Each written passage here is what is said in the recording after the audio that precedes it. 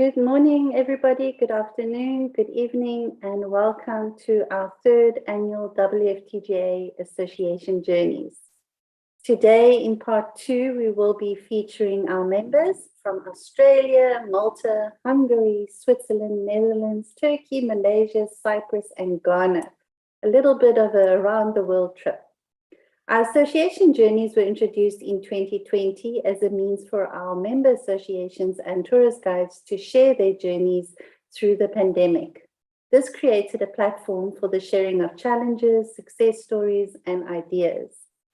We will forever be grateful for the participation of our members and viewers who use the opportunity to learn from one another and grow their capabilities.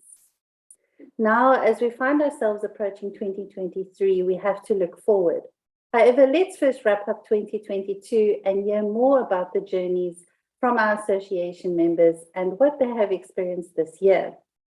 I will now hand over to my WFTGA Expo member colleague, Nina, who will introduce our first presenter and association. Nina. Thank you very much, Arushka. I'm very happy to announce our first panelist for today, the Christina Tamashi from Hungarian Tourist Guides Association. So we are really keen on to hear what you prepared for us, and Christina, the floor is yours.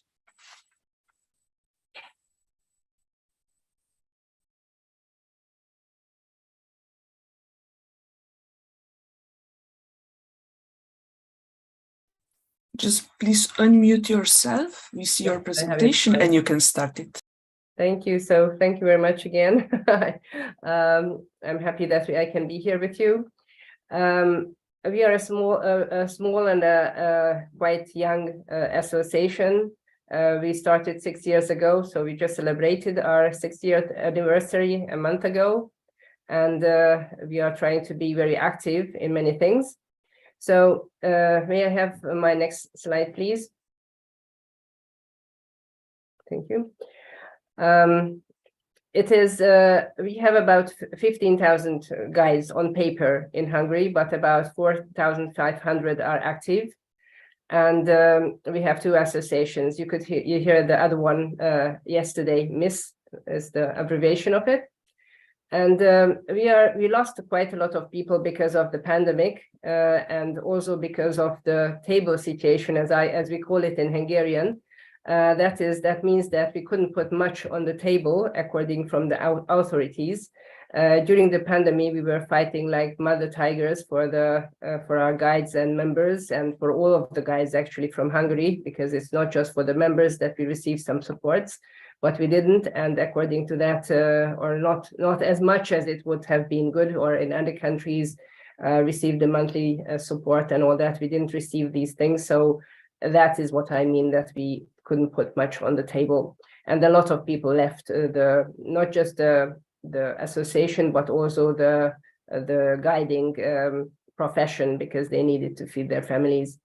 Thank you. Next slide, please. Tourism in Hungary was very good this year. Almost all guides were working, which is a very fantastic thing. Almost having as much as in 2019. All pandemic regulations were cancelled on the 3rd of March, and according to that, we had a bigger domestic and foreign tourism.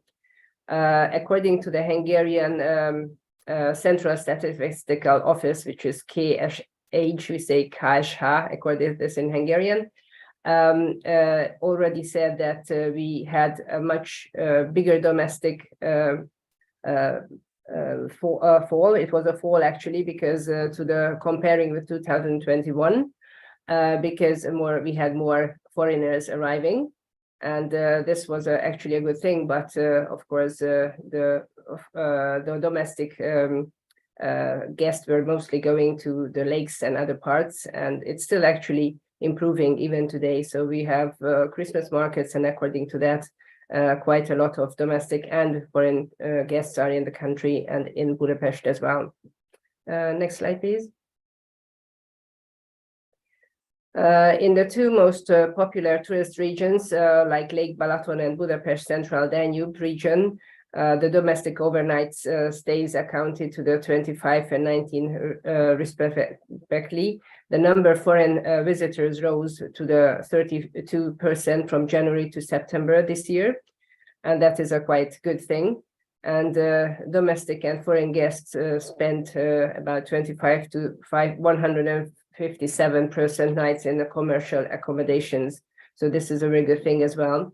And as I mentioned that some of the tourist guides of our association, MIE, has also had quite a good year. And they have, some of them are still working, and we have still some things to do. Thank you. Next slide. Some activities from our association. Each year we are having different languages on. It's a kind of a training for those guys who are not using those languages every day, so it's not their main language, so to say. About the 40 hours training from Budapest, you know, the kind of the guiding procedure and all the sites we go through in different languages. At the beginning of the year, we had a kind of a monthly forum online with special professional from the tourism. It was nice to ask questions, and they were asking us, or even we had a good communication with each other, which is always very good to know what the other side is thinking of us and the other way around. We had special lectures, for example, at the Roman ruin. It's an open air ruin area called Aquincum in Budapest, seated, which we had kind of a lecture. And after an exam, those people who did the exam, they could continue guiding in the museum. Of course, you could just go for the lectures. You didn't need to have the examination, just for the knowledge, so to say. We also had the International Tourist Guide Day. We had several tours in museums, and also visits in hiking tours as well, and walking tours. So these were made for locals in Hungarian language. This year's AGM, we had it in the house of Czak Unicum Distillery and Museum, which is a very nice building. It is connected to actually to a herb medicine. And there we were shown around by the museum people. And then also we had some honorable members were introduced to the association. We were celebrating our sixth birthday, as I mentioned earlier, in November. And we had done several other visits in museums, and we have a new house of music in the city park, which is a very special building. It won already several prizes before it was built, so already just from the plans, and then later after that it's ready, it won some other prizes as well. First of all of acoustic, and secondly for the plan. It's a glass building actually, so it's very interesting. And then we had several walking tours, workshops as well, from different guides, from our members to guides. So by members for members. Thank you. Can I have the next slide, please? So then we have a very special activity going on with, we are collaborating with the other association, MIS. We drafted a new Hungarian tourist guide law last year, and we handed in to the Hungarian Tourist Agency. And now we are having different questions on this topic, and we have to do some collections, informations. And for this, I would like to ask your help as well. We sent out an important questionnaire to the member countries through the World Federation and the European Federation as well. Please answer them for us. It would be a great help to get along with our authorities according to that. And thank you very much for those who have already answered them. Yes, next slide, please. Our association received a new logo, which you could see already at the beginning of my presentation. We changed a little. We had a little bit more funny, or so to say. It was more a little bit like a child's logo, child's drone logo, so to say. Actually, I loved it because we had sunglasses and umbrellas on it, like usually guys are working with these things. but we grown up now, so we are 6 years, and we have to leave that and go over to another perspective. So we changed it, and here in the middle you can see the tower, actually from the Hero Square, with the Archangel Gabriel on the top of it. So, and then we had another special activity. If you go into the next slide, that is, we had a surprise from the World Federation Expo. They visited us on the 26th of October this year, and you can see the picture here with some of the members of the two associations.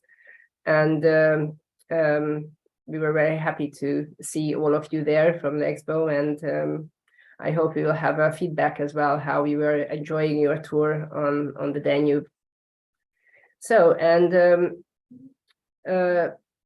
if you could go on to the next slide, please. There is one more thing here are all my contacts, but if you look all the way down to the last row, then you can see the tourist guide search for local guides on our homepage of the association, and if you need any guides, you can look up for yourself as well.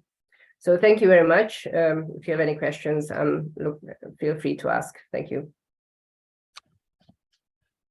Thank you very much, Christina. It was very nice to hear from you, and it was very nice to meet you a few weeks ago. So going from one side of the planet to the other, we're very, very lucky that our members in Australia have decided to join us. And I'd like to give a warm welcome to Leanne Seward. And she's with Tour Guides Australia and in the lovely city of Melbourne. So I know I always pronounce that wrong, but you know, I always get told by Australians, no, you pronounce it this way. But anyway, that's my best go at it. Thank you very much for joining us, and thank you, and off you go. Thank you, James, for your warm welcome, and greetings everyone who's attending at WFTGA this evening here in Melbourne. So this is my first time as president of TGA, Tour Guides Australia. So I'm hoping my presentation is in line with what you're looking for this evening. Yeah, so that's just our branding and logo there.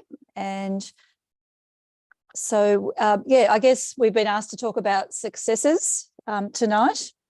And certainly we've been so pleased to see that our members are certainly re-engaging with our association again, like members who've perhaps been hibernating or dormant for the 2 years duration of COVID. We're really pleased to see many of those members coming back, still keen to guide.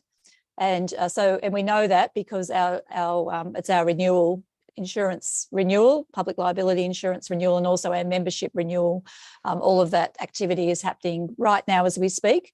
So we're really pleased to see that engagement again, and people readily signing up. There's not even sort of reluctance about that. People are doing that without too much prompting.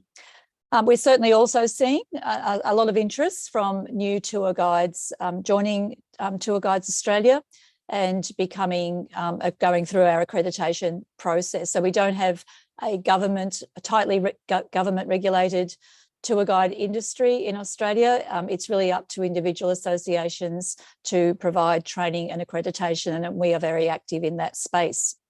One of the key benefits of our membership is that we do provide a group public liability insurance option for tour guides who are doing the basic tour guiding package, like mainly walking tours or coach step-on guiding. But if you start getting into things like driver guiding or bike tours or active tour guiding, then you do need separate privately arranged insurance. But certainly we can offer a discounted policy. TGA does benefit from that with some commission arrangement as well. But that's a very big draw card because it's very competitive compared to other policies and providers of public liability insurance, and that is certainly a key requirement for tour guiding in Australia. Another activity we've been working on the last 12 months is our membership category. So we've just provided more clarity about our membership categories. You can see we've got them divided into professional guide, registered guide. So a registered guide would be someone working at a site like a museum or a cultural site, and then they have a number of registered guides who run tours. So that's more for that kind of situation. Associate members are sort of on the pathway to accreditation, so they're not fully accredited members yet. And then corporate members are our business partners, who are mostly tour operators, and so they receive a lot of benefits with marketing their businesses as well.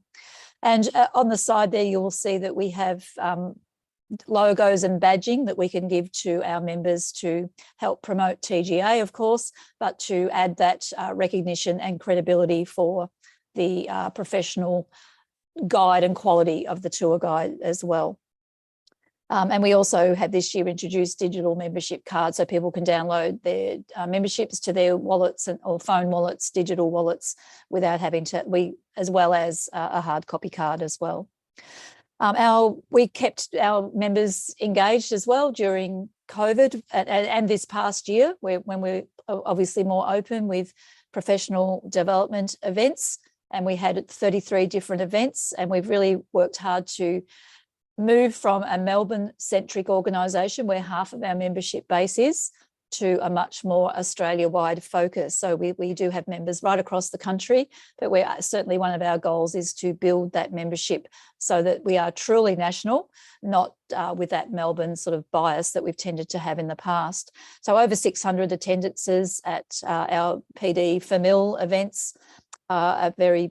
And certainly we ran a lot of online events this past year. That obviously is a way to engage the national audience without, travelling when travelling's been still expensive by air and things like that. We certainly have engaged very actively in International Tourist Guide Day. Thank you, WFTGA, and that's that gave us the impetus to really provide opportunities for tour guides to showcase the value of tour guides to the locals in our areas. And so we have, I think I didn't put those figures in there, but we had over 60 tours running and about 12 different guides offering different tours around the city of Melbourne, around Sydney and Cairns last year. And we hope to expand on that again this in February 2023. Opportunities, we are certainly very active in the space of advocacy for tour guides. So the national body does provide us with that greater recognition when we're approaching our federal and national governments with the issues that are impacting guides, particularly with the shortage of guides at the moment right across the nation, with the recognition that it is a career path, not just something in the gig economy or for backpackers and the itinerant workers. And also the opportunities we have to promote tour guiding as a career and a profession. Our government's been involved in restarting tourism, and we've been very active in that space of contributing submissions to really put forward the need for recognition of our training, some support and funding for those programs, and to really put tour guiding as that front gate position when we are welcoming tourists, that we are the face of that kind of links the guest with the destination. We have developed a micro credential training course, not just in the vocational sector where those courses run for 6 or 12 months, but we have developed and we're about to relaunch our sort of like a 5-day program to bring new tour guides into the entry and provide them with those entry-level skills and knowledge so that they can then link up with a mentor, with a tour operator, and then receive more operator-specific guiding. And one of those initiatives is being involved in a government-led tour guide training hub, where those tour guide associations like ourselves can put our courses up and have them there as that's a really big marketing asset to have that distribution channel. Challenges, just to finish off, we do want to encourage members. I heard Christina showing you or mentioning their member zone portal. I'll just show you ours at the very end as well, where our tour guide members can advertise themselves and be accessed by tour operators. One of our challenges is we do have a new management committee, quite a change after a lot of stability for a long time. And that's really just the people who've been long serving have decided to step down. We do want to involve our members more. That's always an ongoing challenge. Many people are happy to sit and watch what happens, but we really want to involve people who've got the right skills and expertise to help with leading and managing and running our organisation. We do need to increase our revenue base, and corporate membership is a way that we're working on there. And also we do acknowledge the high workload and extremely stressful conditions that tour guides in Australia are working under at the moment, again with a lot of demand and a lot of guides who've left the industry.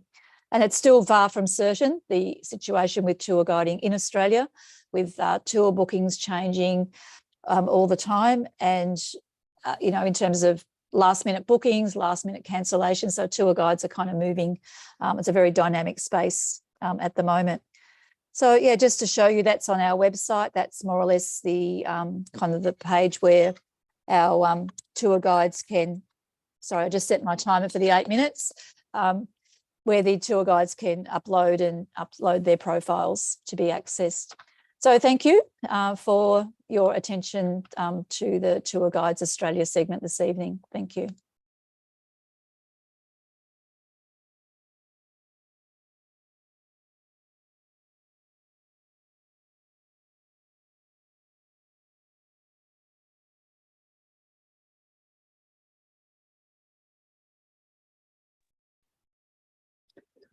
So thank you very much, Leanne. Very interesting, the challenges we have, and in the last year are quite broad in the different parts of the world. And yeah, we are doing our best to go and move forward. So all the best to the Australia. All the best to you and your association.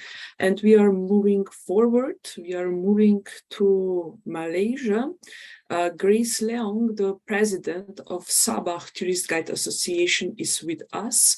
So please, Grace, the floor is yours. We can't wait to hear from you.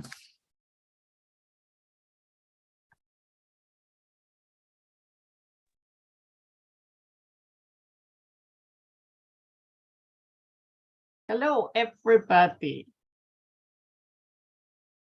Hi, I'm so glad. My name is Grace. As you can see, I'm actually the president of the Sabah Tourist Guides Association, all the way from Malaysia on an island that is called Borneo Island. And we are actually, this state is called Sabah. That's the reason why we have Sabah Tourist Guides Association here. Now, today I would like to share with you what we have been doing for this 1 year, 2022. Yeah. So without much further ado, let me just continue. Now, just a very fast roundup to let you know what is this year all about for us. We have reopened our doors to tourism. That's the reason why you see that until October, yeah, our tourist arrivals is about 1.3 million, and international arrivals is on 176, whereby the domestic arrivals are 1.18. Yeah, so tourism receipts is about 2.43 billion. Now we are talking about why the international arrivals is that low. It was because that even though we have opened our doors, yeah, there are still quite a lot of international flights are not coming in as yet. But we are expecting more and more, especially this month after, I would say, towards the next week, I would say, yeah, we should be having more international flights coming in. Yeah. So what have we been doing for this 1 year? In fact, at the beginning of this year, we have this online guided tours whereby we have actually begin to what we call training our guides, yeah, to do something online. And then when we do the online guided tours, we were actually sponsored by our Sabah Tourism Board. They are very supportive, and the first slot with about 20 online guided tours were shared on Facebook, and the second was on the we have 18 online guided tours, and this actually they were sponsored by our Sabah Tourism Board, and met with many. We would say that there are thousands of people who have watched, and I would say that it's been very good for us as well. Yeah. And we also, what have we done in February? We went, you can see the guy down there that is called Roger, and myself, we've been all the way to Madrid, Spain, to bid for the convention, the 2024 convention. Well, sad to say that we come very close, but we lost the bid, but we are not going to give up. You guys be sure, we are not going to beat up. So we have been, we are still striving forward. We have, you can say, gearing up to go for it again. Yeah. So this is the, we have our biennial general meeting, yeah, for our Tourist Guide Association. That was on the 29th of May. So we have quite a number of people who came, it's 100 over, I would say, which was quite good, I would say, yeah. And we have fun, yeah, as well as the election. Yeah, so you can see we have a new committee, and also we have what we call very fun, yeah, of a first aid demonstration and practicing. So these are some of the pictures that we have during the what we call that, our BGM, we call it, yeah, the biennial general meeting. So we have lots of fun. And what else that we have done for this year? Now, as in Malaysia, we have a unique way of we call confirmation courses for tourist guides. Yeah. So what we do is that when you have passed your exam to be a registered tourist guide with our government, yeah. After about now is about 1 year, you will need to go for a confirmation course to make sure, and to go for the exam again, to make sure that you are really on par with the standard that we have as tourist guide in Malaysia. So that's why we conducted these courses, yeah, and for this year, and actually we have done 2, which was very, you can say that to brush up the skills of our tourist guides. And most of the both courses, actually, we did it online. Yeah, online.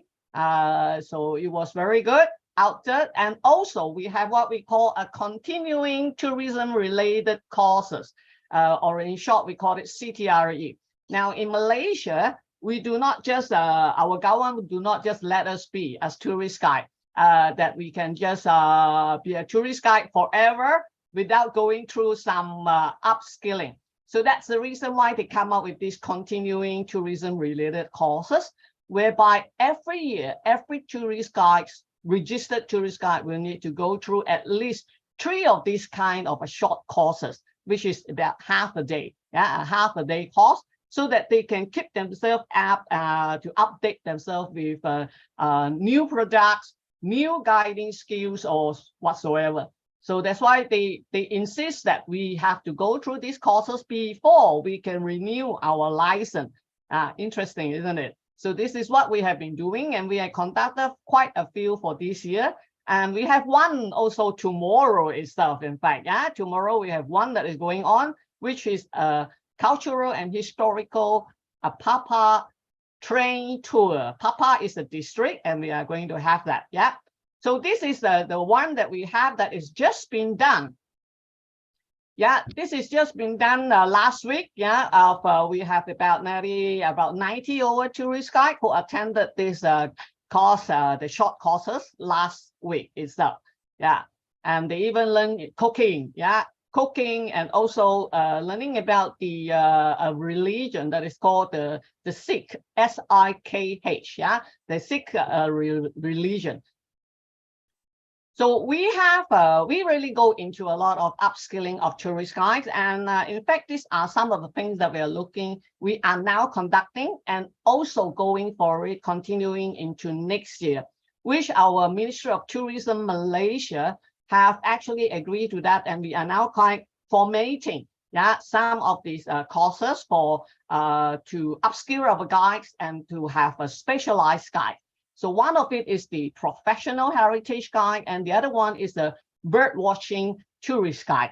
Interesting, right? So we are actually really striving forward so that we have our guides who are really into to be upgraded, yeah, to be specialists in certain areas.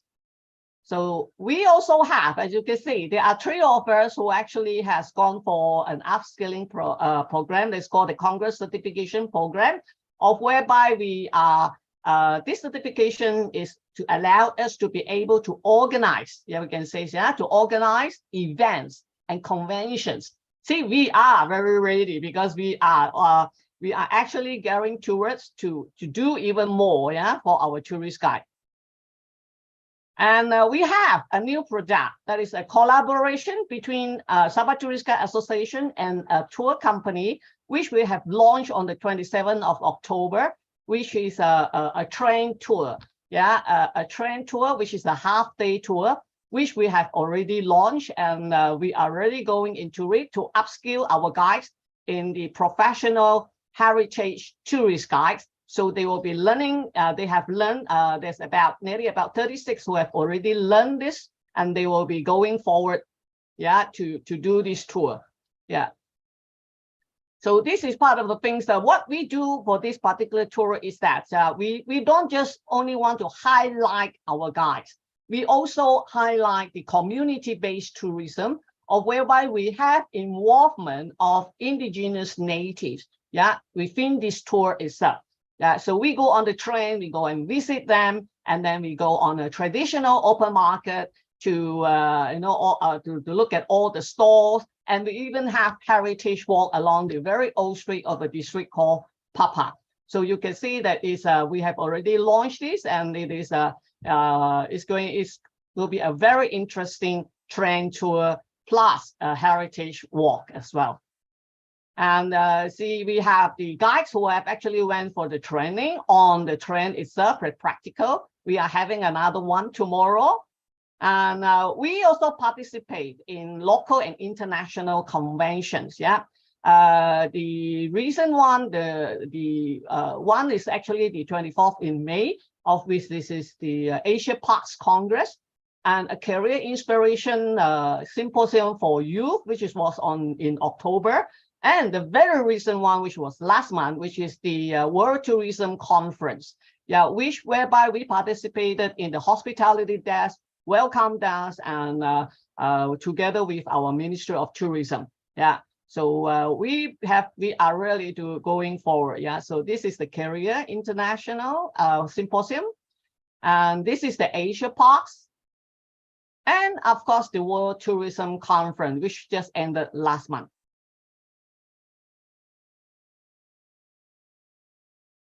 So what else do we do? You can see that, in fact, in November, we also, not to forget, our welfare for our local people. So we actually we were partners in this campaign. It's the blood donation campaign. So we have been part of this for years already. Every year we have been part of this. So it has been ongoing. And so in November, which was last month, we also participated in this as well to do the blood donation. And if I'm not mistaken, we collected about 1,300 over pints of blood. So it was really good.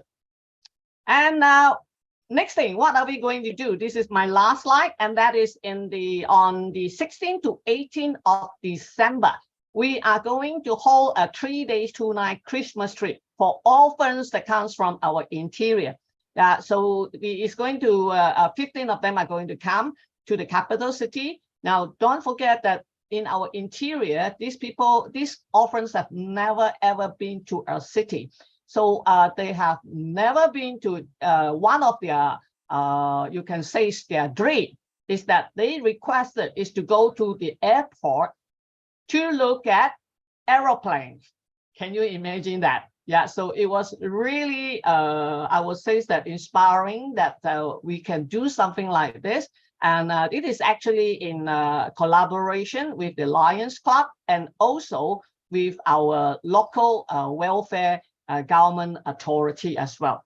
So that's what we have been doing, and we will continue, because the you can say the upskill training of our tourist guides. This is going to be next year. We're going to have a lot of things that's going to happen. And we will continue, of course, the good work of welfare and so forth. So thank you very much for being with me.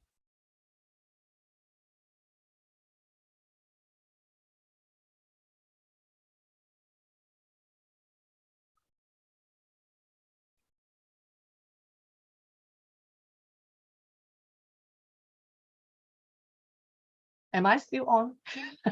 Yes, you are. Thank you very much for a wonderful presentation, Grace.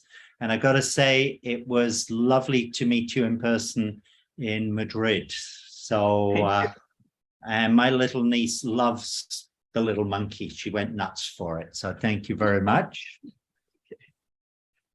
So in a minute, I'm going to be introducing from the Malta Union of Tourist Guides, which covers both the island of Malta and the island of Gozo.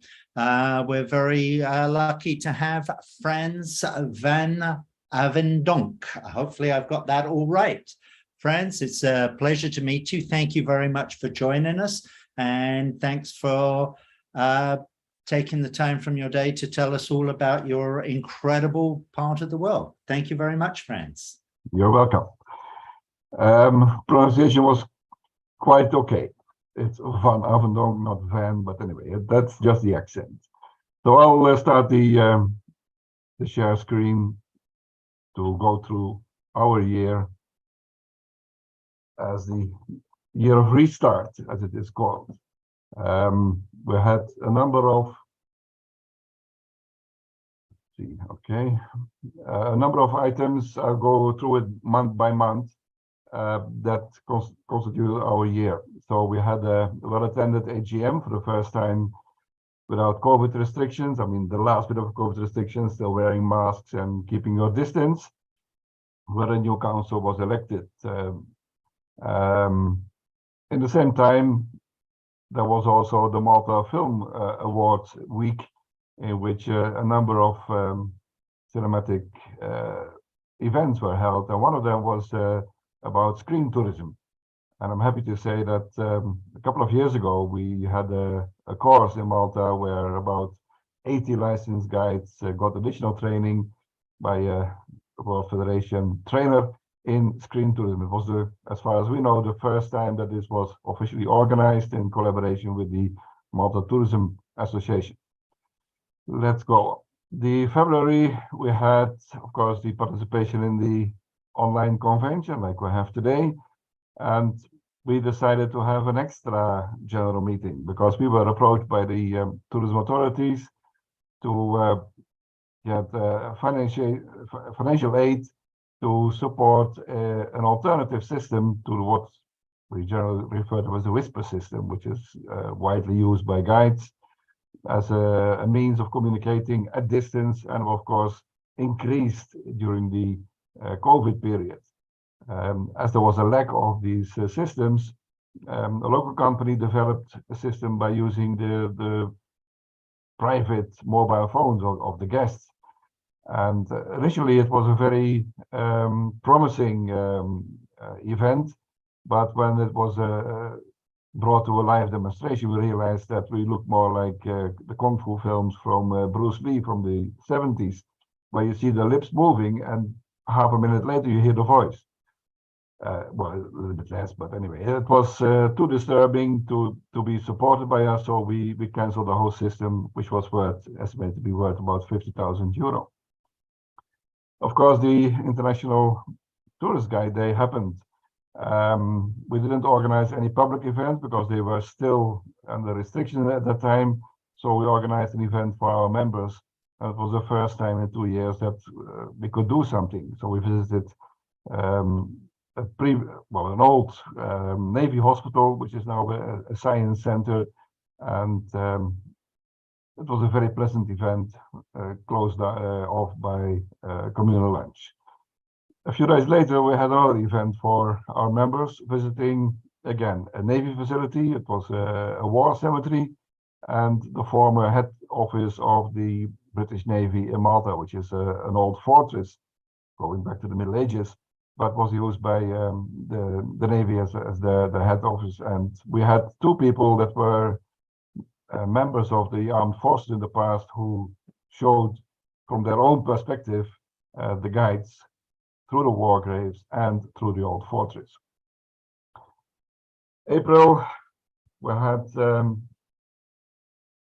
unusual event. It was limited to a handful of members, where we had a tuition with a speech therapist about how to use your voice and how to take care of the voice. It was completely booked out in no time, and it was very well received. And also on the same day, we received the last payment of the COVID support. Malta was pretty lucky that all guides that are registered as working were given for 2 years a monthly financial support. So we still lost members in the sense that people change job because of more security and higher income when you do something different. But it helped many of us through the COVID pandemic. Okay, so then we started the restart really of tourism when after April everything got open.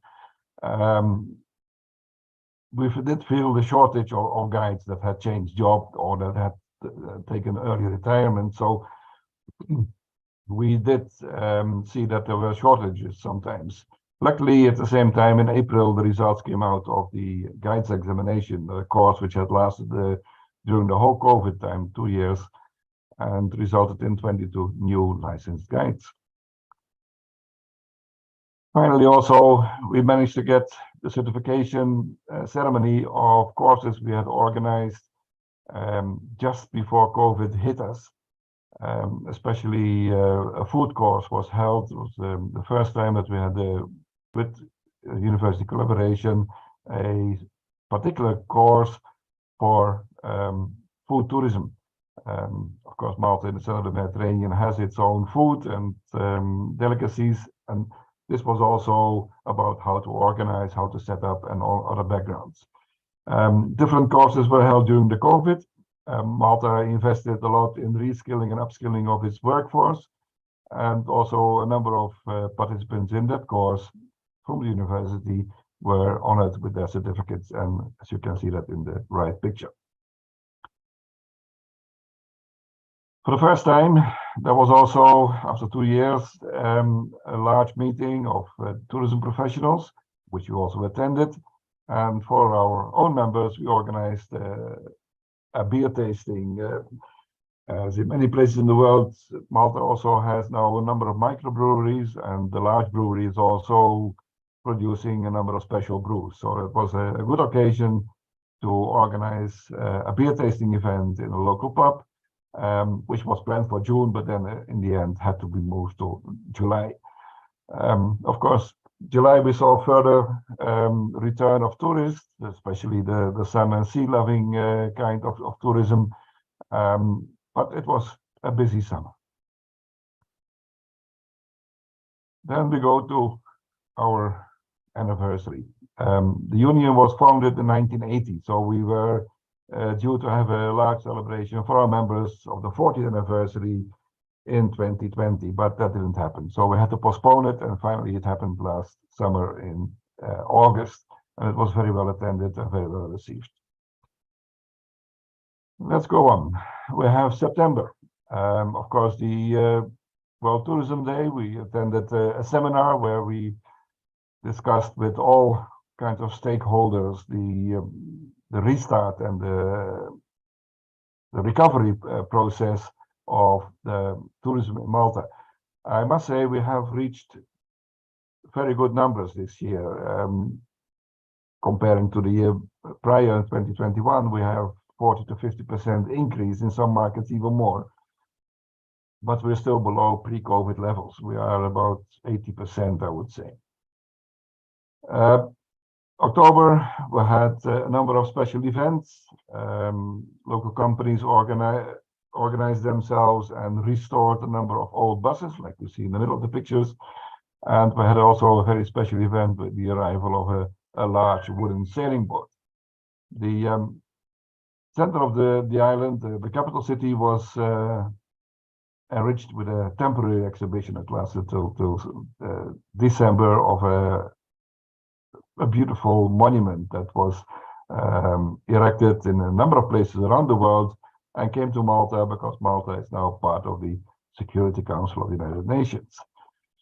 Another event which took place and in which we took part willingly or not so willingly is the filming of an episode of the Ancient Aliens. It's a very popular TV series of the History Channel in which certain theories are banded around, but not always supported by mainstream science, and also in our guide community it's not all supported, but we still found it necessary to give our voice because the local archaeologists refused to collaborate with them, and then you have of course the risk that we have only charlatans and one-sided views, so we gave a counter view to the ideas that they propose.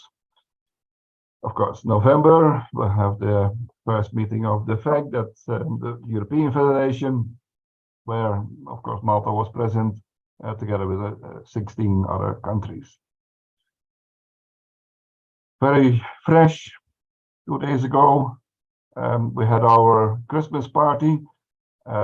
This year we decided to organize a special raffle and collect money for a good cause, and luckily we were in the position that the organizing facility where the event was held waived all the costs. That means we got a total amount of over 3,000 euros for 2 people who had mishaps this year. One boy, the son of a colleague guide who's slowly turning blind, needed help, and another one got a severe accident during a sport event, was also related to our guide community.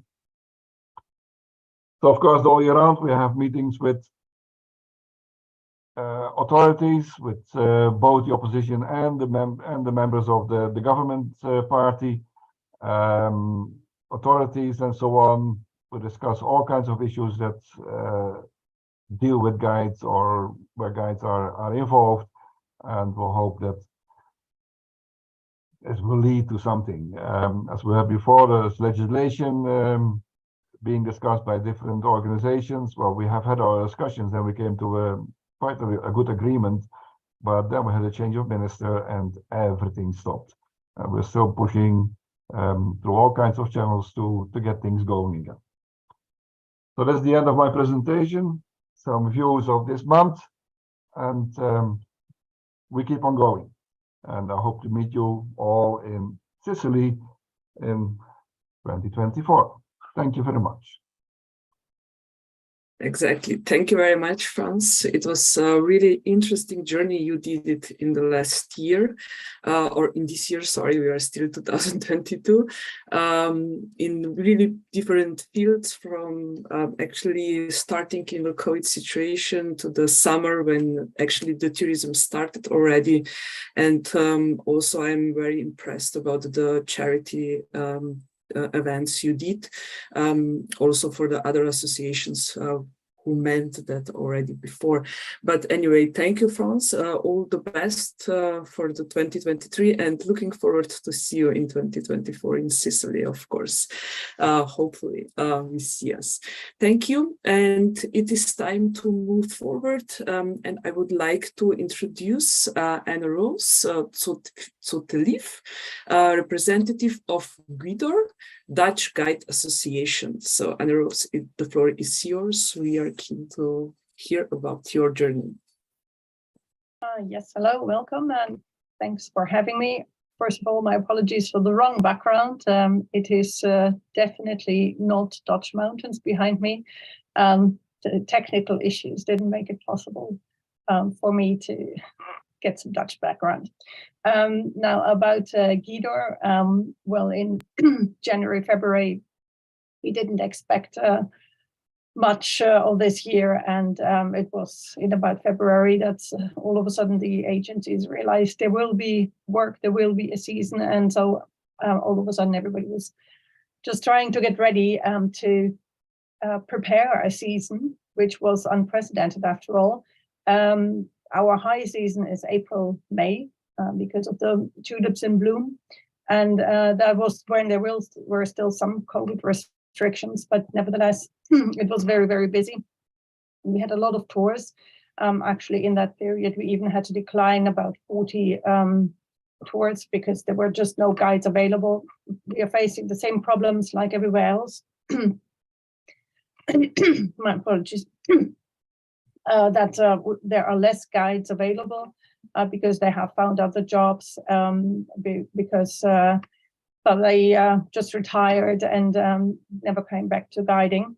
But we haven't lost too many members of our association because we have reduced our fee to 155 euros, and for associate members 150 euros. So we didn't lose too many members. We even gained some members, so we stayed more or less even in that respect. Yeah, guiding in the Netherlands is not regulated. So you just need an exam if you want to be part of Guidor, but we couldn't have any exams. The people for exams usually come from a course which is offered by a local institution of a national guide. And because of COVID, they couldn't have any courses for the last 2 years. So our next exams will be just in 2024 when the cohort that is now in training will be finished. So hopefully then we will get there more members again. And we have an education program in the winter for all members, but as well people who are not member can take part in the education program. Very dedicated panel organizing everything, and every member has to take part in those, not in everything, but in a certain amount of educational, it's an excursion, always one excursion, and it is lectures, sometimes in person. And what we have adopted from COVID is that we sometimes keep online lectures. So to combine the social part in meeting each other and as well sometimes the more comfortable part being at home without having to travel. So this year they are less visited. Why we still have to analyze, we don't know yet. But I hope that will pick up again. And they started a little early this year, so that might be the reason. Then for the rest, we don't have so many big changes within the association.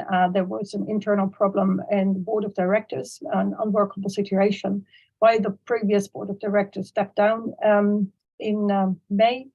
And there is an interim board of directors. Excuse me. And they are still, they're just taking care of everyday business. And the plan is in January, there will be a new meeting, a general meeting where a new board of directors should be elected. And then hopefully we can step forward with new plans and things for the future. The situation in Amsterdam is the concerning over-tourism situation. The Amsterdam itself had calculated a minimum of 10 million visitors is necessary, a maximum of 20 million visitors, one after which we would call the situation an over-tourism situation. And this year we will reach 18 million visitors. So the city already has a new plan of rules, what they want to do to approach the situation. The main problem is the red light district that attracts a lot of visitors who think anything is possible in Amsterdam. So they will start a campaign next year, early next year, to discourage people to come to Amsterdam and just go loose. And they will change regulations regarding the restaurants and pubs when to close, the coffee shops. And so we'll see if that will work. For us as guides, the implementations are that we are not allowed to walk with more than 15 people in a group. And there are certain parts of the city, such as the red light district, that we're not allowed to come with groups. So they are working on dealing what they expect to come. The expectations towards 2030 is that it could be up to 30 million visitors. which will make the situation impossible in the city. So we're trying to deal with the city as far as possible to bring up our position in the context of the situation. Yeah, because of the board of directors situation, we didn't have any extra things. We had one extra meeting, which was the introduction of Rehberleri. We were invited to see their show, which was about Klimt, where a majority of our members joined. But other than that, it is relatively quiet at the moment because of the change in the situation of the association. So next year, hopefully, we will be moving forward a bit more. Another thing was that we all kind of were caught up with the situation that there was a season, which we didn't expect earlier. I think that's about it, what I can tell about the Netherlands.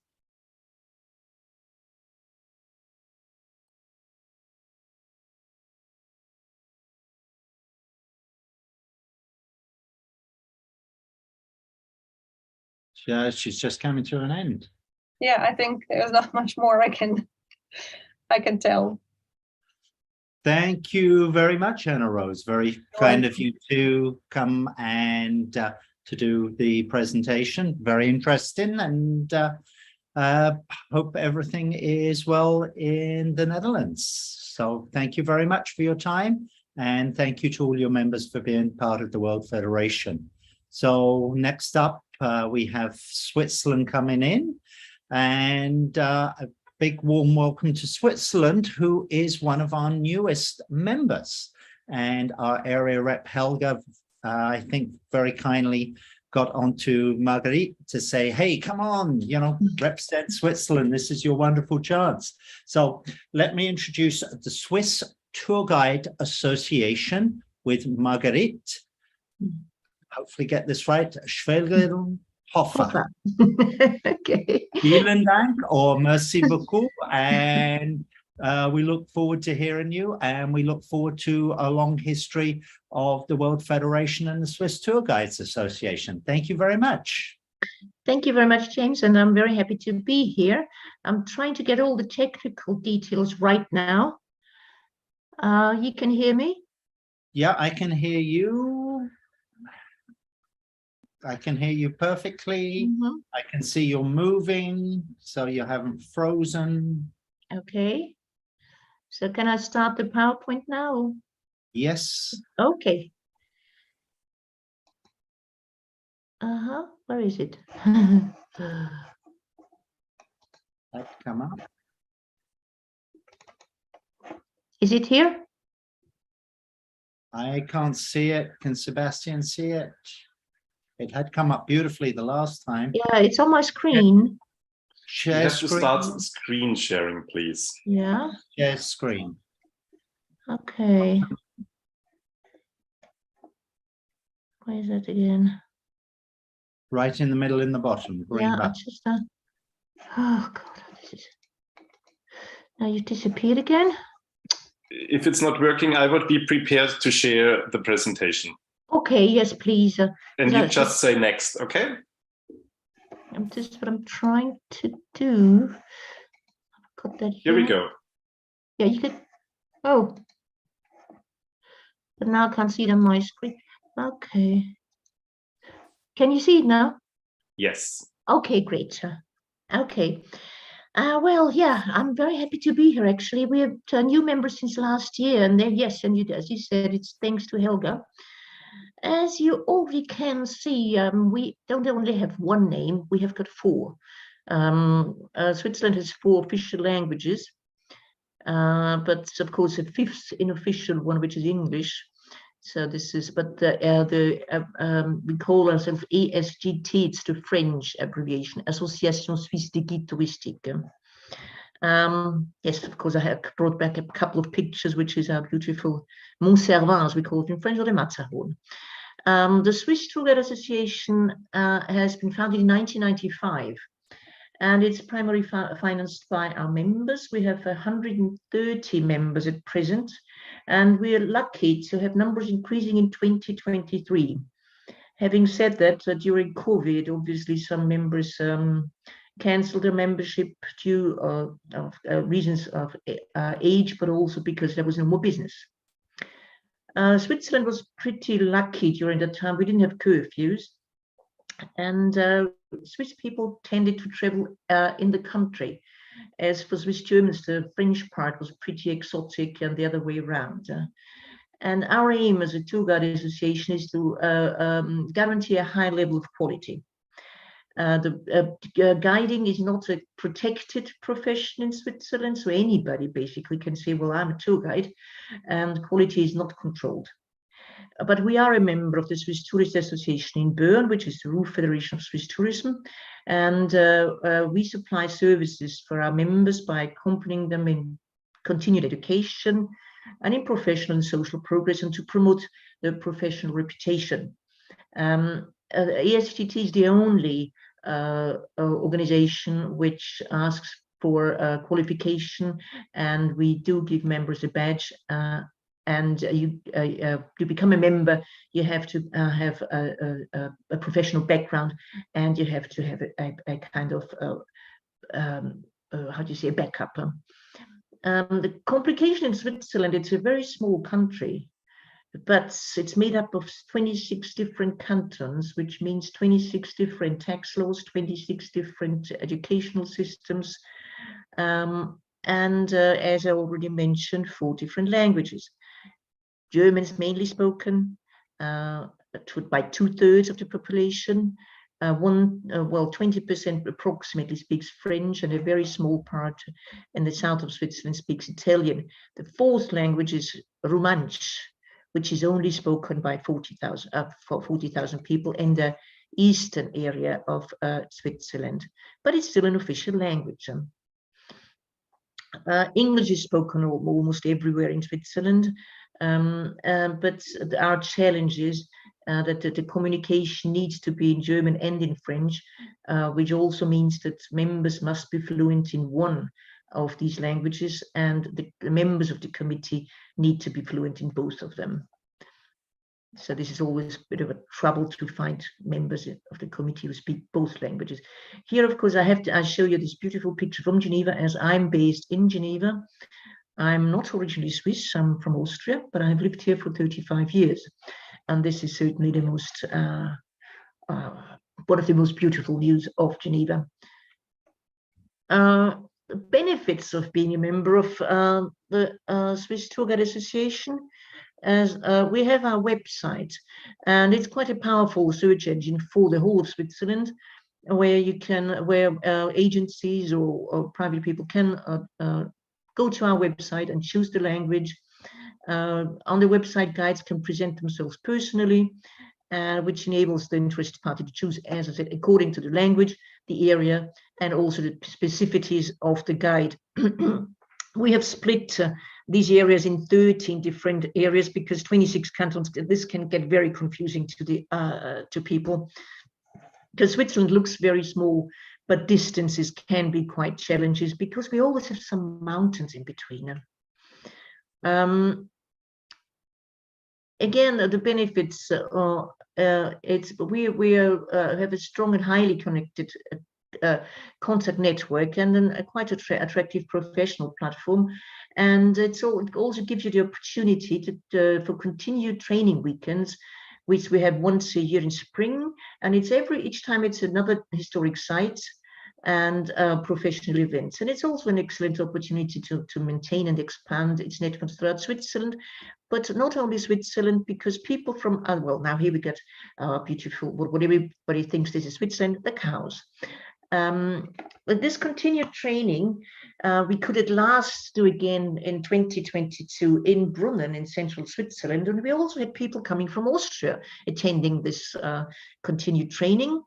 It was focused on the 730th anniversary of the Swiss Confederation and 50 years of women's right to vote in Switzerland, which sounds, yeah, well, 2021 it was. We've postponed this event twice, but we could actually organize it in February 2022, and we had almost 50 participants. After the event is before the event, we're now in preparation of the 2023 training, which will take in a totally different place in Bellinzona, in Ticino, the Italian part of Switzerland, in March 2023.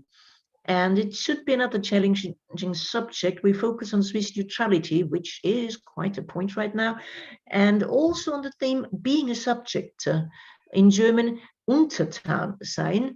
And we invite members and participants to send a paper treating this theme in German or French, again, the two languages. And the document will be published and distributed amongst members, and it usually turns out a very interesting document to kind of base your tours on. Again, non-members are very welcome to participate in this training session, and it's open to anybody. Of course, members get a special deal on the price. Yeah, again, a beautiful picture of Bern, and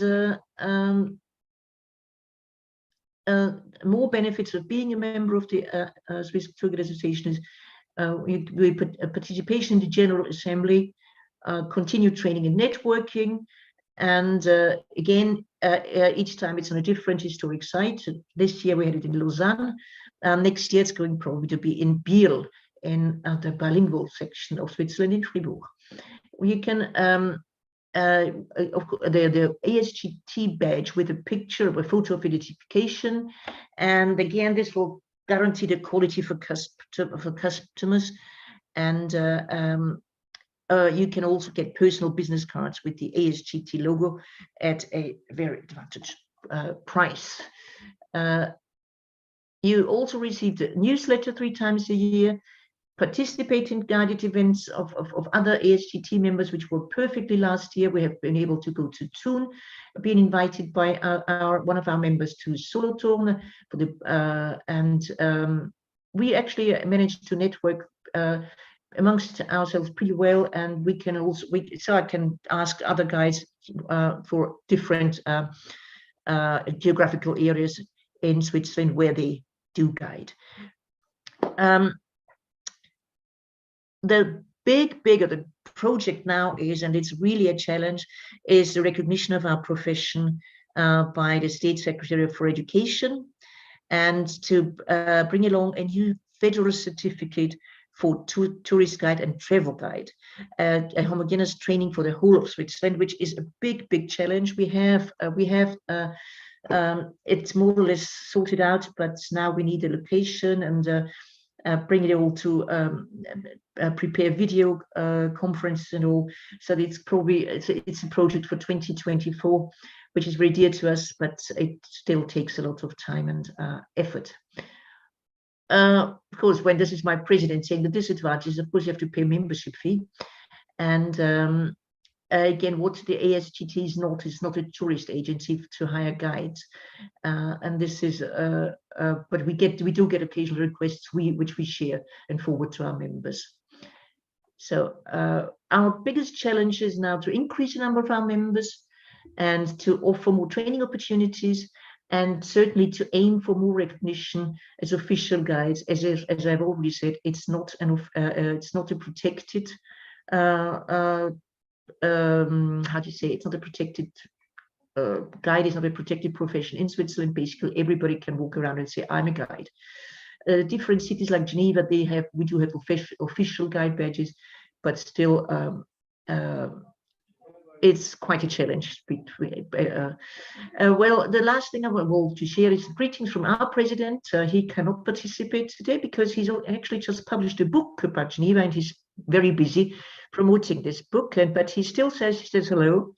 He's been around for the last ever since the Tour Guide Association, the Swiss Tour Guide Association exists. He's been vice president, and since the last 2 years he is president. It's going to be his last year actually, because of his age, he wants to find somebody to take over. So this is my little introduction to the Swiss Tour Guide Association, and I'm very happy to answer all your questions. So thank you very much, Margit. Really interesting. More the most of all, I'm really keen on the projects you are taking on in the 2023, and fingers crossed that everything will go out as you are planning to, actually to also protect and to put the standards of the tourist guiding also in Switzerland. So all the best for 2023, and thank you very much for sharing the your journey with us.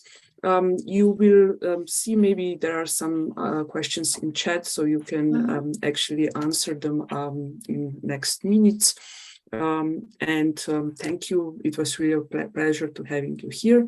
And of course, hopefully we see us in 2024 in Sicily. You are very welcome. In Sicily? Yes, wow, exactly. Exciting. We have a convention in January, so you are very welcome. Thank you, Margit. And we move forward. We move to Cyprus. Lelia Milona is with us, the president of Cyprus Tourist Guide Association.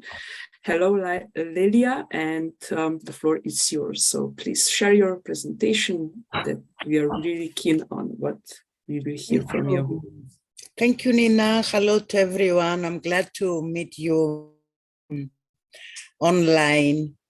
I will try to share my presentation. Okay.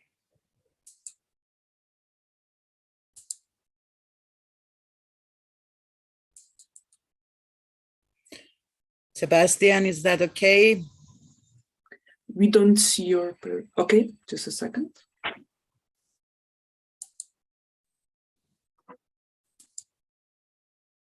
So just put the presentation mode and then it will be okay.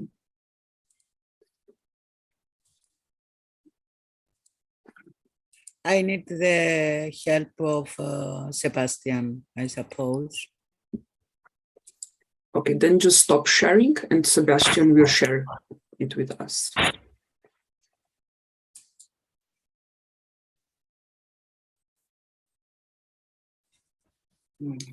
Okay. Is that okay, Sebastian? Yeah, Here we he go. already started. So just say next slide when you will be ready for the next slide. Here you go. Okay, slide, Sebastian. February 21st, on the occasion of the International Tourist Guide Day, and after 2 years of the COVID pandemic, we delivered the message to the members of the TGAAI that we expected the stagnation of tourism and enter a normal recovery. February 24, next slide. The outbreak of war in Ukraine has cost us dearly 800,000 arrivals in Cyprus. Almost 25% of our island's tourism disappeared. As the Deputy Minister of Tourism of the Republic of Cyprus, Sabah estimates, the prospects are minimal for the Russian market to return to our island in the coming years. Next slide, please. The next one. Okay, March 3rd, the General Assembly of the Cyprus Tourist Guides Association was held in Nicosia, during which the new executive board was elected. Also, the General Assembly declared the former President Bobby Hadjidimitriou as an honorary president of the association. Next slide, please. 27th of June, the executive board of the TGAAI, in a move to express appreciation for a long-time friend's contribution to the tourist guide profession, had decided to appoint Deborah Andrews, former president of the World Federation, as an honorary member in recognition of his support. And the board also acknowledges her efforts to establish the tourist guide profession and her love to our country, so organize this special event on this day. Next slide, please. The slide before of this, please? Okay, I will speak about employment of tourist guides this year. Cruise guiding from spring until these days, the cruise guiding has given a great momentum. Almost all colleagues have been employed on this field in addition to the regular guided tours. Next slide, please. Regular guiding, next slide, please. Regular tours. According to official data, Cyprus is at 80% of arrivals in 2019 and at 90% of revenue in 2019. This year, according to the complement of Deputy Ministry, is a record year for arrivals from specific markets in Europe. The European Union constitutes 40% of our tourism. Next slide, domestic tourism. Most municipalities and tourism development organizations have reintroduced regular weekly walking tours to city visitors. The venture was a success with great appeal to individual tourists using the internet. Next slide. Young ambassadors of tourism. The Deputy Ministry of Tourism has restarted to implement the Young Ambassadors of Tourism program for students of the sixth grades of primary schools. The program includes a guided tour by licensed guide. September 27, next for the World Tourism Day, the TGAAI organized a musical event for its members and friends with colleague and artists Kate Economidou and her band. Next slide, please. Professional guide training. Cyprus Tourist Guides has the opportunity to participate in online conferences and seminars organized by major Cypriot organizations, such as the Culture Foundation of the Bank of Cyprus, on the topic traveling across the Eastern Mediterranean and beyond, travel writing and travel trends throughout the centuries. Next slide, please. International programs, Train the Trainer course and International Train the Trainer course. After successfully running the WFTGA's Train the Trainer course and International Train the Trainer course programs since 2006, and after a pause due to the pandemic, 2022 was the year to return. So with great joy, Nicosia hosted from November 13 to November 27 the program in which 20 tourist guides participated. Cyprus, this year, Viola Lewis from Scotland and Gabi Panu from Greece, our lead trainers, and the Cypriot international trainer Georgia Kostandi are a part of the trainers group, ensuring the best possible professional delivery of the program. Cyprus representative and coordinator was Marina Kokoni. It's with great importance that the Cyprus Training Center has the support of Archaeological Research Unit of the Cyprus University, the Deputy Ministry of Tourism, and the Angel Leventis Foundation. This slide, please. TGAAI, FEC in collaboration with ENAT, this is okay, organized the TGAAI training program, which is about upgrading the skills of guides in accessible tourism and guiding people with disabilities. Part of the program, that was carried out live took place on the 1st and the 2nd of December in Cyprus with cooperation of the Cyprus Tourist Guides Association. The Government Tourist Guides, 15 tourist guides from different countries participate in the program with trainers, lead trainer Viola Lewis from Scotland, and lead trainer and president of the FEC, Efika Lamboukidou from Greece. Lastly, for the holidays, the Cyprus Tourist Guides Association wishes the large family of guides around the world happy holidays, a happy new year, and great success in the professional field. Thank you very much. Thank you very much. It's very kind of you to turn up and take time out of your day. And again, similar greetings back to everybody on the lovely island of Cyprus. Next, I would like to introduce Ozan Sayan from the Aydin Chamber of Tourist Guides. We're very lucky to have such good representatives from that whole area. We've had Greece and Cyprus. We've had a couple of presentations from Turkey. So thank you all very much for being such wonderful, active members of the World Federation of Tourist Guide Associations. I'd like to hand over to Ozan, and I mentioned it was very nice chatting to you in the back room as well. Thank you, Ozan. All yours. Thank you, James. It's very nice to be here. The last but not least, I guess. Very nice to be here with you all, everybody. We are in Turkey, in the western part of Turkey, everybody. And our profession in Turkey is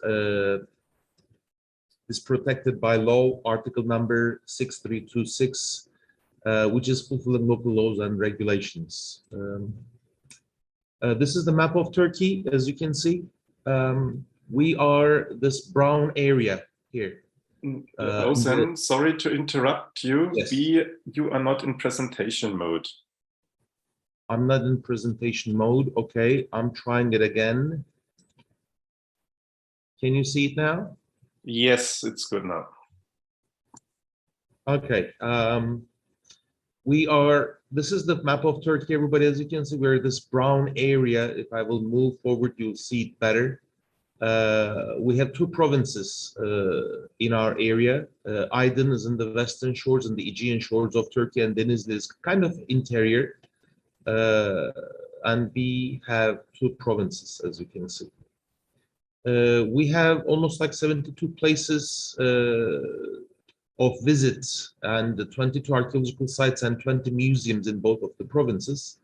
You can see some of the pictures here. Aphrodisias is an ancient city in Aydin, which is in the World Heritage List since 2017.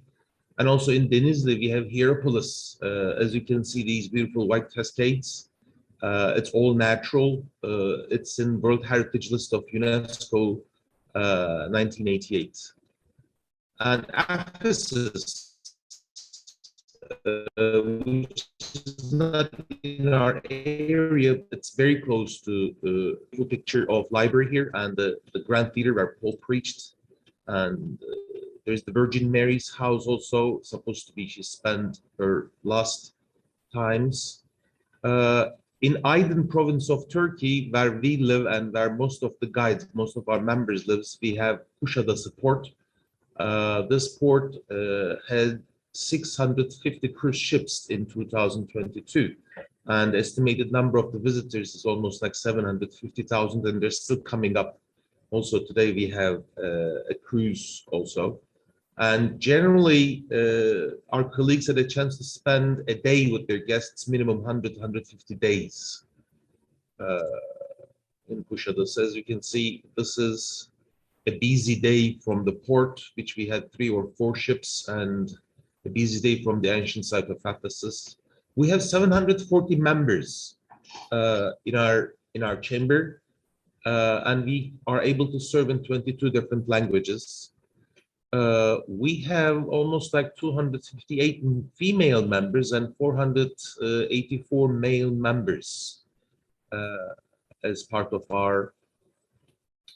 And as you can see, the age distribution of the, we have many members in the age of 34 and 45, almost like 64% of our members are under the age of 45. So that's good. We have social media accounts also. We have a YouTube account. We have 2,400 subscribers and still increasing. And we have a Facebook page, 2,000 people are following it, 1,900 people are following our Instagram page. Twitter is not in good hands, as you can see. And for 2023, we are planning to have 2 expertise programs. These are going to be for the only licensed guides in Turkey, if they would like to join. We will have abroad study tours and 2 domestic tours. There will be 20 different kinds of presentations about the last excavations through the heads of the excavations, the president of the excavations. February 21st, which is very important for us, the globally approved International Tourist Guide Day cover activities for a week. That's our difference. We would like to celebrate that not as a day, as a week. That's quite important for us. And we would like to have superintendents for the controls for the illegal tour guides also. And in 2022, this year, we had 11 educational trips, 13 different people has visited us, protocols. We had 9 meetings, 6 presentations, 16 live broadcasts, and we had almost like 70 controls for the illegal tour guide activities. And these are some of our pictures from the educational trips. As you can see, this picture right in the middle at the bottom with Ephesus is the crowded one, as you can see. Everybody is interested in to educate themselves about that ancient city, which is very popular. And we had social projects. We had a visit to the place where the dogs and street cats has been taken care. We would like to be with the students of the tour guides who is having their education in the 2 local universities, Pamukkale University and Adnan Menderes University. These are some of the pictures from that. We had recent visits of them. We attended 9 meetings, official meetings for the future projects in Aydin and Denizli. And also in the pandemic period, which we don't want to talk too much about that, we had 16 live broadcasts, as you can see here. And this is our important thing here. Inspections against the illegal guiding is our priority. You can see our law, article number 7 here. That's quite important for us. We would like to do our super controllers under the authority of local controllers from Ministry of Tourism and Culture to protect the profession and prevent undocumented guidance. 70 inspections were carried out at Aydin and Denizli provinces. We celebrated 21st February World Guide Day for a week. We had 2 educational trips, 12 live broadcasts, 2 conferences, and the gala nights and an official ceremony. These are some of the pictures from the gala night. This was very nice. Plaques were awarded to our members who have completed 20 and 40 years of profession, and the previous board of the management, supervisory board, and delegates in the gala night. This was a quite nice night. We had almost like 100 people at that night. And also we prepared visuals on the International Tourist Guide Day and shared them on social media. As you can see some of them here. Of course, unfortunately, they're in Turkish. We would like to have them in English also for this year. This one gives a message to all the guides in the world. I mean, all the guides are a world. We'd like to give messages. As you can see, I think they're very nice. This one was my favorite. And we had the General Assembly of our union, TUREB. Yesterday, I think Majid Shashzadeh was with you.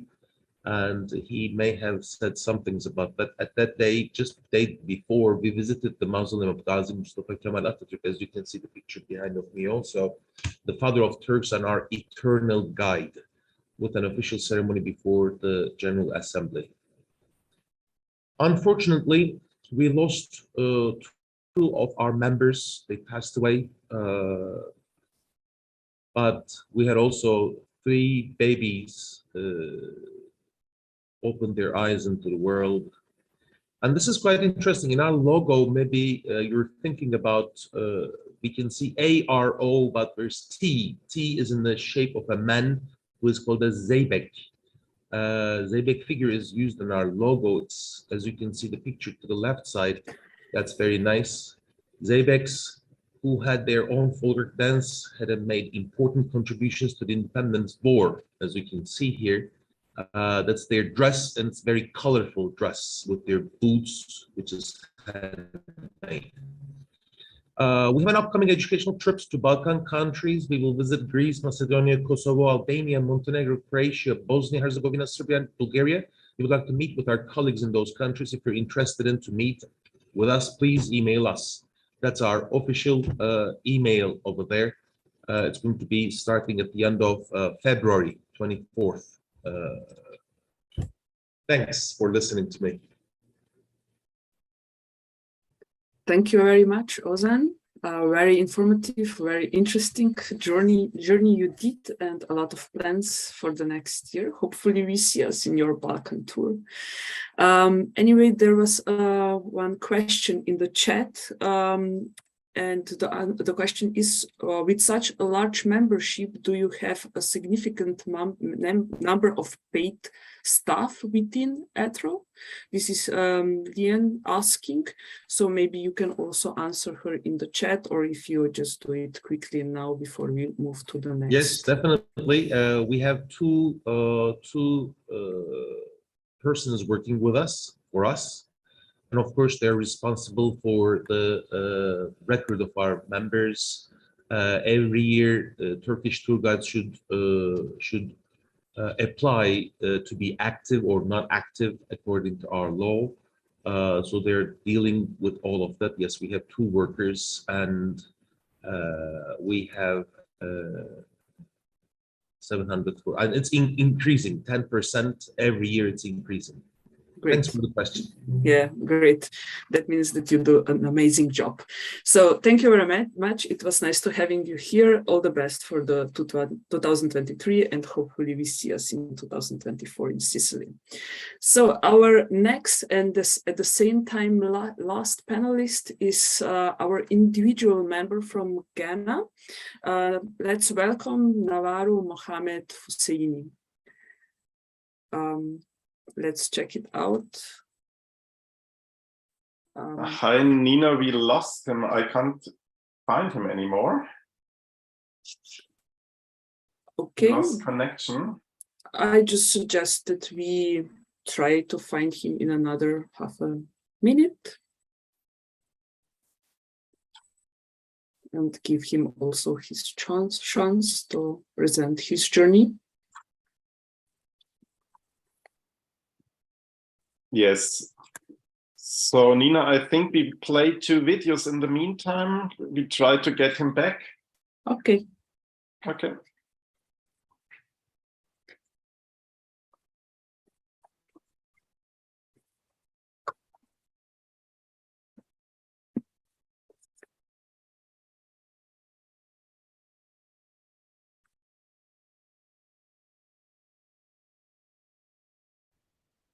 Good day, everyone. My name is Manu, and I am happy to share to you the 2022 WFTGA journey. It all started when we met in person and virtually through the 19th WFTGA convention, the hybrid one, where we held it in Madrid, Spain, where we attended in person and at the same time using the virtual platform, where we experienced fun and happiness and where we meet new friends, and we were able to elect the new sets of the executive board member of the WFTGA. After which, we celebrated the February 21 International Tourist Guide Day celebration, wherein we were able to celebrate our profession and to tell the world, either through virtual platform or even through our free tours or even through our sessions, learning sessions about the importance of tourist guiding in the value chain of tourism. Aside from which, we were able to meet with our new areas representatives, with our training committees, and at the same time with our volunteers. These are our backbone of support to actually implement and to actually let our programs be known to as far as what we can reach it. And as well as networking, marketing, promoting our association to other international associations and organizations help us to be inclusive, help us to be global, and at the same time, help us to let the world realize the importance of our profession. Aside from which, of course, we honor our members that even we are limited in terms of our in-person meeting, where we were able to set up virtual members meeting where we catch up with each other. We also even was able to implement or launch the virtual information session, wherein there are panelists, there are volunteers, there are attendees from our national trainers, and at the same time from our WFTGA members, which actually serve as a continuous professional development for them. There's even an informal chit-chatting and talking and catching up with each other using the WFTGA T-Chats 2022. That even launching the Did You Know platform in our social media pages actually has helped a lot to understand even the basics, relevance, and at the same time, those who are very important details which somehow we may have taken for granted. More importantly, the WFTGA this 2022, aside from the in-person training, which was held in Cyprus this November of the year, also we have had training in some other areas of the world in person. So that's why we are really getting to normal. And what we are to present you as a very exciting one is finally, for the very first time, the whole executive board met up in person to do strategic planning and at the same time to show each other's support and the dedication to be of service to you, our dear members, so that in the next coming years of the term of the current executive board, it will all be coursed through a very excellent, a very effective and efficient way of running the association. So with that, what's coming next? I am turning you over to Maricar for her to tell you what exciting days and months awaits the WFTGA. Thank you very much.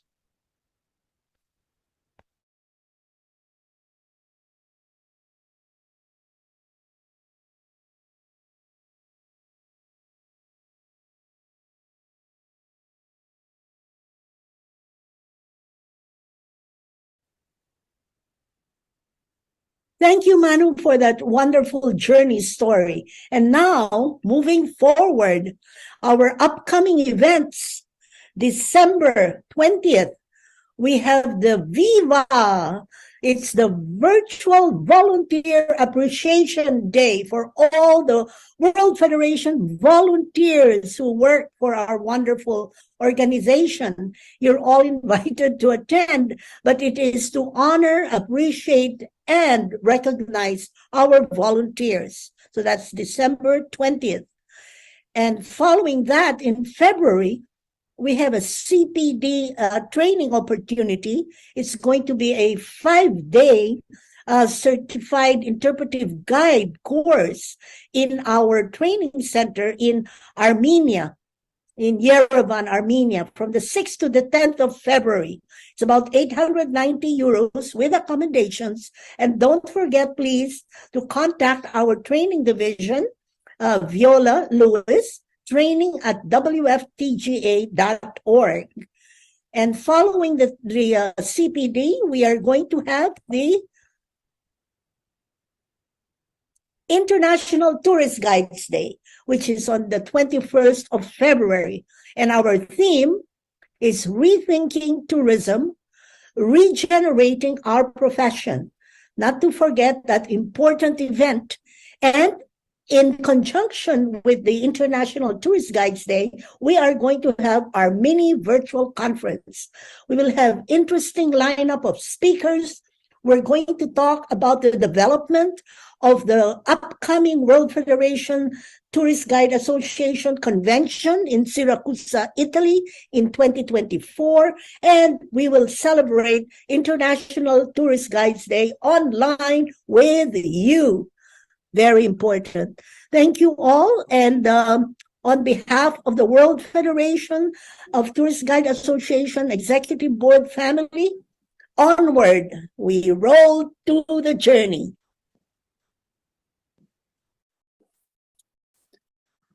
So that was the journey we did as expo of WFTGA in the year 2022 and what we are planning for the next year. So we will be really happy if you will join us. But nevertheless, I hope that it will work now. I will give the word to Navarro. So Navarro comes from Ghana, is our individual member. Navarro, the stage is yours, so please share with us your journey. Exactly at the moment he left.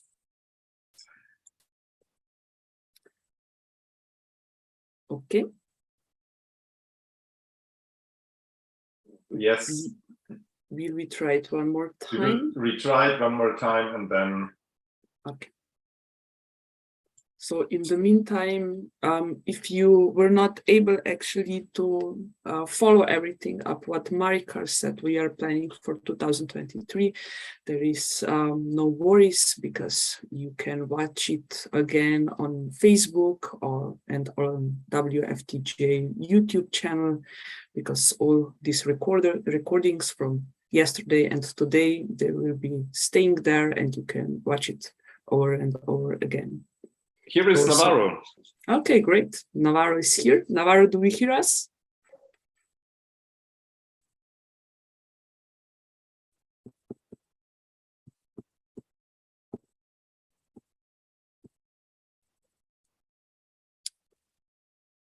Okay, so we are trying to connect to Navarro. Navarro, do you hear us?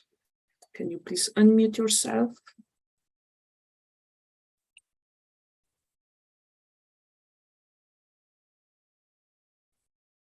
I think we lost him again, so yeah. Okay, the technology doesn't work always as we are planning to. So please, Alushka, take the floor, and thank you very much all for joining us. Thank you, Nina. We do try and accommodate our members as far as we can, but as you say, technology, connectivity as an international association is always going to be a challenge. But with that, I'd like to close our part 2 session of Association Journey and take this opportunity to thank all our presenters from today, our WFTGA team, namely our Expo members, Nina and James, for facilitating today, and of course, Sebastian, our technical support, as always, a fantastic job. So thank you very much. What we noted today, some very similar conversations to yesterday. A few of the points was, for example, the loss of active tourist guides.